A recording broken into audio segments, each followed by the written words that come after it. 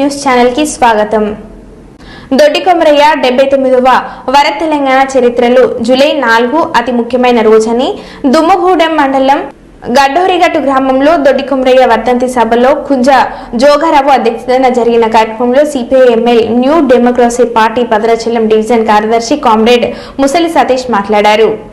79వ వర్ధంతి సభను ఈ రోజు దుమ్మగూడెం మండలం గడ్డోరిగట్టు గ్రామంలో జరుపుకోవడం జరుగుతా ఉన్నది.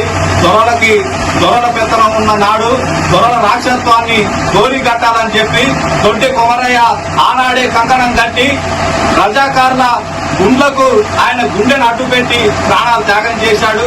కాబట్టి జూలై 4వ తారీఖు అనేది తెలంగాణ చరిత్రలోనే చెప్పుకోదగ్గ రోజు అని చెప్పి ఇవాళ సిపిఐ-ఎంఎల్ న్యూ డెమోక్రసీ పార్టీకి తెలియజేస్తా ఉన్నాం.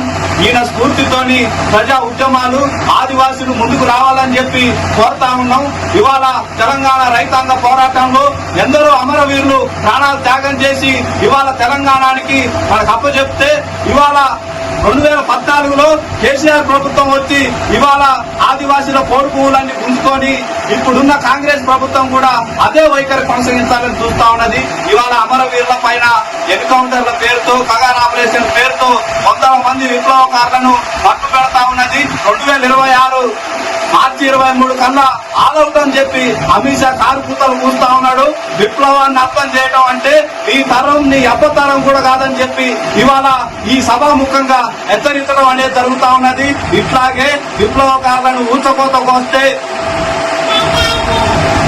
ఇందిరాగాంధీ పరిస్థితి ఏమైందని చెప్పి తెలుసుకోమని చెప్పి చెప్తా ఉన్నాం. అట్లాగే హిట్లర్ కూడా ఇదే పరిస్థితి కొనసాగిస్తే హిట్లర్ కూడా అదే గతి పట్టిందని చెప్పి ఇవాళ నీకు కూడా అదే గతి పడుతుందని చెప్పి ఇవాళ సిపిఐ-ఎంఎల్ న్యూ డెమోక్రసీ పార్టీగా తెలియజేయడం జరుగుతా ఉంది.